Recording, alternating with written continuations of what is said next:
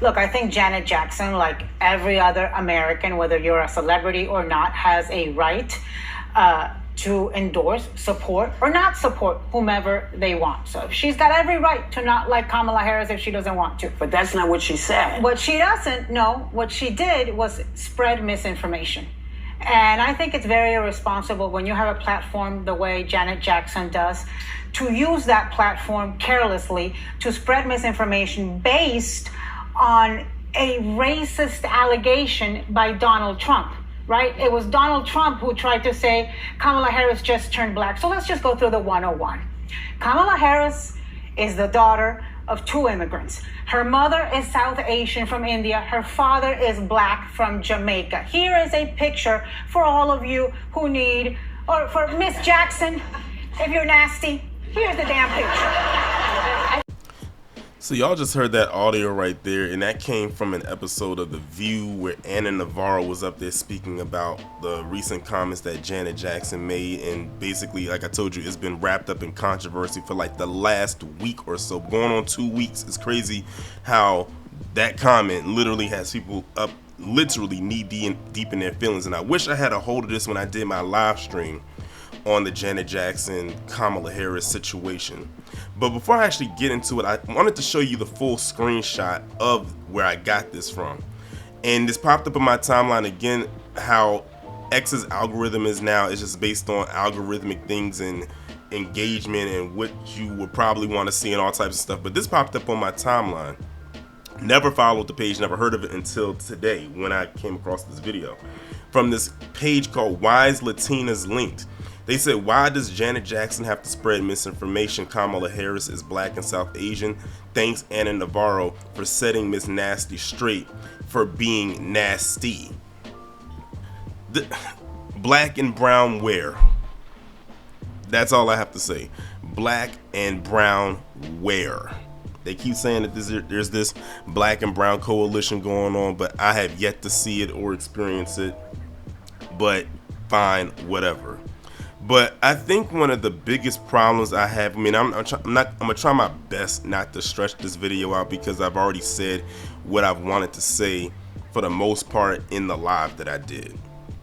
I think the problem that myself and many others have is when you have people who keep interfering with our affairs and keep trying to tell us what's what, or how to move, or how to maneuver, and this, that, and the third. Notice that one thing that Anna said was, we don't care how Janet Jackson votes or anything like that. Yes, you do. Let's be real with ourselves here. Y'all really care how black people move, especially in these political spaces. Because if we don't vote a particular way, then you get pissed, you get upset, you get in your feelings, then you start putting this stuff out there, and then you keep putting out this other stuff. It's funny how they get mad and upset when we, quote unquote, allegedly put out misinformation, but they can sit up there all day and put out all kinds of misinformation about us and no one bats an eye. Anna, you need to mind your business. That's really all there is to it. This has nothing to do with you. First off, you don't even come from the groups that you're trying to cape for. On either side, because Ana Navarro is not black, she's not Indian.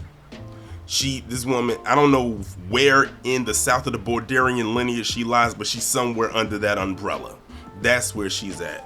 And then she's gonna sit up there and talk and then try to like wag her finger and try to tell people what it is. We have broken down so many times about this woman's lineage. A thorough breakdown on both sides, on her mother's side and on her father's side. They're the ones that's not doing the research, even though the research is out there. And like I said in my live, they literally gave Donald Trump and the entire right-wing sector credit for saying or putting out there or exposing that she's not a black woman. We've been saying that for the longest. People who live out in California, we're saying that for the longest. There's publications that have been put out there that have labeled her as the first Indian American this and the first Indian American to do that. It was never first black woman to do this and do that. They did not put out there until recently that she's quote unquote a black woman, and even if they did put that out there, it does not make it true, because it is not true. I don't know how many times we have to say it until we're blue in the face, but this woman is not black. And when we say black, we specifically also mean black American. She's nowhere in the black diaspora. At best, she is melanated. I will give her that. Or if she wants to be the quote unquote person of color, we'll give her that too. But to just flat out call her black, no. Even to say black and Indian, we won't. That's unacceptable either. Now Indian, on her mom's side, yeah. But see, they're falling into that same narrative trap that, because her dad is from Jamaica and he's part Jamaican, which again is a nationality, not an ethnicity, because we broke it down. You don't have to necessarily just be black to be Jamaican. It's no more than just black people that live in Jamaica or from Jamaica. That doesn't mean that she's black. We've seen the pictures of her when she was younger, the attire she wore, and all of that. What black person do you know is dressing like that? Tell me, what full-blooded black person you know is dressing like that? Because I've been black 35 years of my life, and I've never, ever dressed like that. Nobody in my family on both sides has ever dressed like that. But her side of the family, her family has. And it's funny because other black people who are full-blooded black are caping for this woman, and y'all don't even dress like that. The collard greens in the bathtub, who's doing that? That's just unsanitary. When we usually clean our greens, it's usually in a clean sink. Not no bathtub that people wash their ass in. And people's like, y'all don't question that either. That is, oh my God, I don't know what it is. People out here have lost their minds. But like Rob says, we live in the post-truth era. The truth be damned, that it means nothing anymore. Apparently, people just have to be and latch onto a lie. I stand with Janet Jackson. I'm glad that she has not apologized. I hope her comments are living. Well, I don't even have to hope. Her comments are living rent-free in their head, because they're losing their damn minds. It's crazy. But it's just that people like Ana Navarro, who has no say in the matter, decided she's gonna throw her 2 cents in there, and then you heard what she said at the end. Like, she was very tacky, like very nasty, no pun intended, considering Janet Jackson has a very popular song called Nasty. But what she said at the end was also very disrespectful. What's crazy too is, if y'all don't know, Janet Jackson actually was on The View a few years ago. I think when she was promoting, not this current tour, but the tour she had, I think, before this one. And I think it was like before the pandemic happened, if I'm not mistaken. I might have my dates wrong. I don't think Anna was on there at that time, because I don't know if Ana Navarro's a regular on that show, or if she's like a reoccurring guest host, analyst, whatever you want to call it. But Janet was there promoting her tour, and she gave tickets to the ladies and to the audience to come to her tour, or one of her concerts. But if I was Janet, I would not go back to The View again. I don't care if Anna is there or not, but that's just me. But there is one more thing that I did want to bring to y'all attention. It doesn't have anything to do with the main topic, but it was something I wanted to bring up in the live, but I forgot because I didn't scroll up far enough in my bookmarked post on X. So this was the post right here that I had meant to bring up during my live about Janet Jackson. If y'all remember, go back, I said there was a post that someone had said that I wanted to answer, a question answered of why did they need Kamala Harris to be black? And I've been trying to figure that out for the longest, and it feels like my prayers got answered when I came across this post on X. And I think this one right here was probably the best response to that post, or maybe it's the one that I was seeking, because it was the one that made the most sense. So this person who they go by China, and I'm not going to read all those numbers, they said, because someone had asked the question, why does why do they need Kamala Harris to be black so bad? That was the question, and this was the response. She said because the Indian population isn't big enough to carry her. She can't win as an Indian. As an Indian, then the conversation is changed. Also, they have no respect for us as an ethnic identity and think we're stupid enough to be fooled or used, which they've done before. Playbook. And I'm sitting here saying to myself, this has got to be one of the best responses I have ever seen to that question. But the thing about it is, that's a question that doesn't often get asked, but it's a question that I asked, but I've been dying to find out or get a great response behind it. And this is the best part.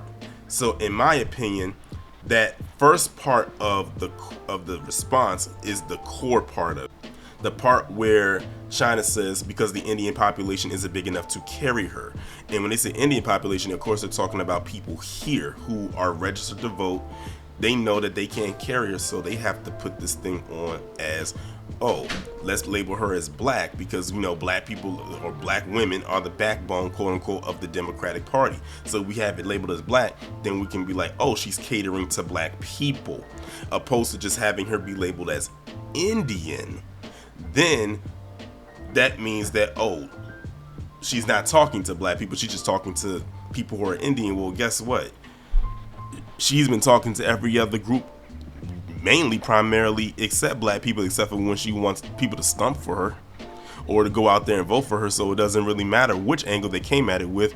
We see what the end result is going to be regardless, based on stuff that she's done before she became vice president and now that she's running for president.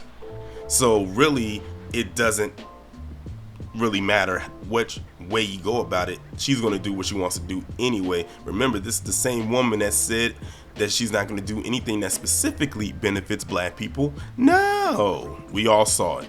People going to sit up there and try to say, oh, well, you got to get all the context, you got to read everything, hear everything she said. Listen, anything she said before or after that means nothing. When she said that at the top of 2020, that was all we needed to hear. And the people who are caping for her right now are the same exact ones. They heard that shit too, and they are just brushing it off. Why? Because it's a game of anyone but Trump. That's really all it boils down to.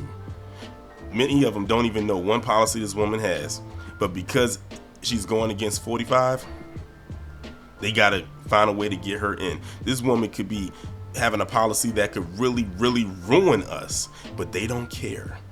As long as it's anyone but Trump, or as they like to say, the vote blue no matter who. Neither one of them are good for us. Let's just be very clear on that one. But one thing I've noticed about both sides is these shills are one and the same. They just are. They just take different paths and different angles of how to get to wherever it is that they're trying to get to. But at the end of the day, they literally are two peas in the same rotten pod.